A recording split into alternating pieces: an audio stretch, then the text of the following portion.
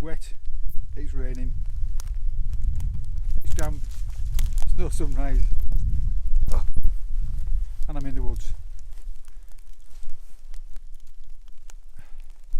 I've decided not to go for the water shots off the, I believe it's called Loch and Tarrant behind me, because there's nothing in the sky, there's no colour, there's no contrast, there's no sunshine, sunrise should I say, and it's raining, so I've decided to get into the woods, which is not something I usually do, because I can never see the woods for the trees, and it's very apt at the moment because there's so much. It's difficult to isolate an interesting focal point, but I've come across these arching branches. I've no idea what kind of trees they are, so I've decided to give that a go rather than standing by the side of the loch complaining and moaning about the weather. I thought I'd get into the forests, and there are more to my right, camera left, that provide some dynamic focus points. You have a lot of upright trees, and then you have quite a few that are going vertically, which do tend to add drama, especially if they're a different colour to the rest of the forest. The consensus of opinion and the consensus amongst the weather forecast us and the websites is it's going to be like this pretty much all day. You've got to work what you've got. We've brought off-camera flash gear that we can get back to the hostel to do some off-camera flash. Yeah, the head's probably a bit hot. I've brought my macro gear so we can do some macro stuff if needed. Or we can just have a chat, edit photographs, see how we go. Weather for tomorrow is looking to improve at the moment. So I'm looking to get up, take a photograph of the Three Sisters, one which I've specifically come for today. There's forecast to be a break in the clouds, only break in the weather, so we're going to look for that, and then we're going to head out and we're going to get a glorious sunrise. Anyway, for now, I will see you.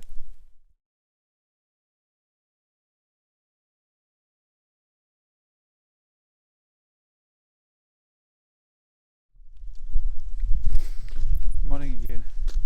It's still raining. I don't give many tips, but it seems an opportune time. I'm all over the place to give one. Simple one, you probably all know it, but it's know thy camera. Know your camera.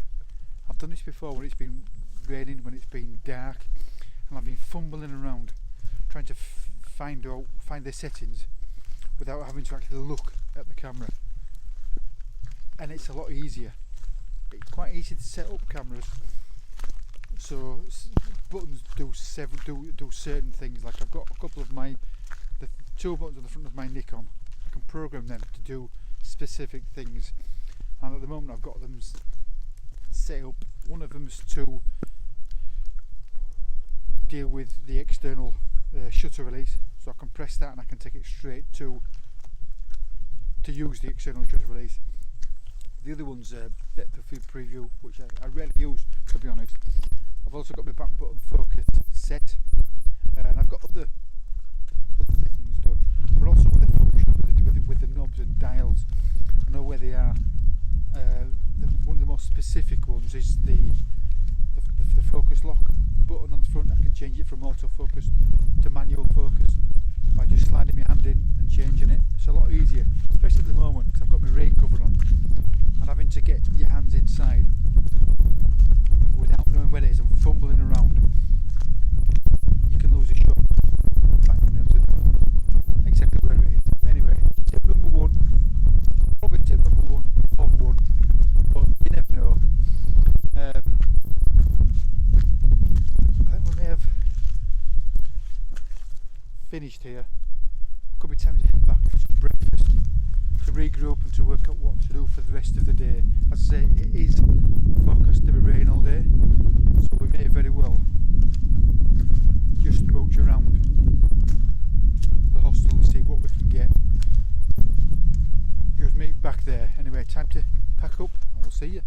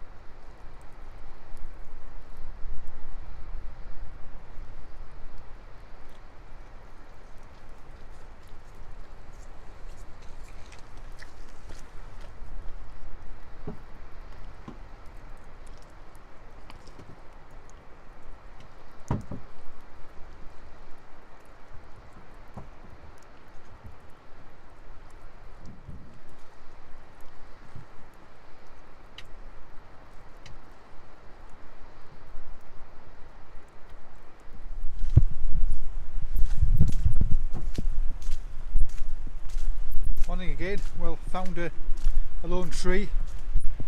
The rain stopped, the sun's come out, there's loads of movement in the clouds. All in all, it's a fantastic weather. Then again, maybe not. There is light rain, light wind. But we found a nice lone tree, as you can see behind me. And we do like lone trees. The ideal position is from just over there, so you're shooting down the valley. Not a difficult one to get to because we have got waders. The water is moving quite fast, so maybe a bit of thought is needed.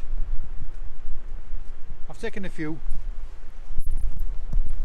from basically from down that area for reference shots, because I'll definitely be back here at some point. There's some flat ground for camping, and it's a definite. The wind's not up, the rain's not easing much, but you have to use that to your advantage. May get over the other side a bit later on, but for the moment we might head back down towards Glen Coe, one of them that's further down the way. That's where the guys have just gone. So for now, I'll see you.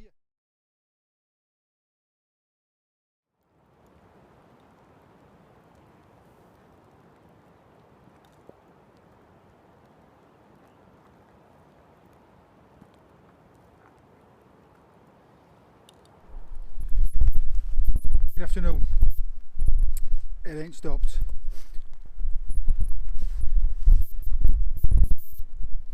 I'm decided to get higher above the locks whose name I don't know. There's some absolutely amazing clouds hugging the sides of the mountain whose name I don't know. Anyway, it really is hugging and skirting in like a little strip along the side of the mountain. I've just done a time lapse of it, not a particularly long one, because I'm looking to get back down again, because the rest of the guys are down there taking some lakeside, taking some lochside photographs. I'm actually starting to get sodden, even though I've got very waterproof clothes. Things are starting to get into the cracks in my clothes, and I'm starting to get a bit cold. Not miserable. It's actually improved the quality of the clouds. I'll show you. It's actually improved, and it's moving at a decent rate, so the time lapse should be decent. Also taking some photographs shooting down the loch. There's a lovely, you probably can't see it, there seems to be a different contrast water, whether it's because it's coming down off the sides and converging in the middle, but there's a strip going down there, up there, meeting at the edge and near the mouth of the loch. I mean, excuse me, starting to get some detail in this cloud as well, which is fantastic. I've also done a panorama from this side right down that side. The HDR panorama. It was handheld. Yeah, a bit lazy, but there you go. The clouds are breaking. The rain is prolonged and it's not particularly heavy in volume, but it's that heavy rain that just soaks you to the bone. Anyway, I've eaten. I'm not sure where we're going to go now because we're just chasing the weather. It's breaking. Yeah, I decided to get up higher because I'm led to believe, and it seems to be correct, that the perspective or the size of the mountains changes the higher up you get, because I'm looking across at the mountains instead of looking up at the mountains. So when you go down, they seem to converge and get smaller the higher up they go. So you lose the grandeur of the mountains. But up here, you're looking across, and there's much more. They look much more imposing and powerful, and essentially they're at the size that they deserve, being such wonderful mountains. Little campsite down there, which I will be in at some point during this year, because this is the year of the camp. Anyway, I'm going to head off back down, see what else we can find. As I said earlier, we're up early tomorrow morning to get up, to get a picture that I've wanted for a long time of a mountain whose name I forget, and I do apologise to anybody who thinks I'm being a bit of an idiot for not knowing them. I'm not very good with names, but I will put names on the screen for those who want to come, and you must come to see what there is. Anyway, I'm going to head off down because it's absolutely sudden on the way down, so hopefully I'll make it down, and I'll sign out and I will see you.